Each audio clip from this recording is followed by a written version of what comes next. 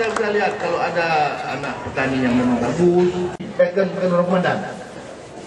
Nah orang ada jarang, tapi dia bisa mimpi. Nah orang mimpi. Tapi saya pikir tempat lain, saya pikir tempat sini juga ada. Insinyur sipil di jadi tes. Saya sebagai nanti ini ngomongan ini insya Allah menjadi bukti. Nah Bupati Sidoarjo Rembus, kalau begitu kami nggak ada peran. Itu matahari kembar. Mana ada kembar matahari? Jadi sekda yang nanti mengatur dari keuangan, kepegawaian. Jadi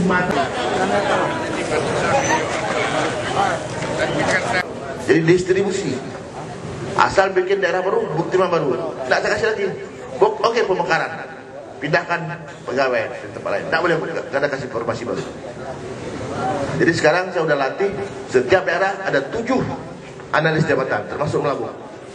Nah, analis jabatan inilah yang akan bikin peta. Berubah enggak? Latihnya lain.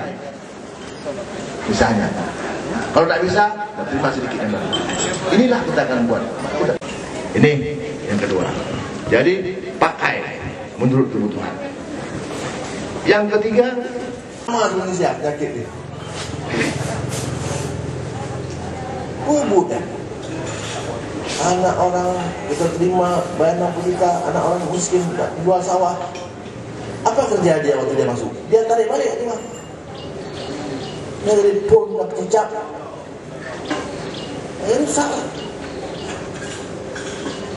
Tidak boleh ada akad lagi. Testing semua sekarang.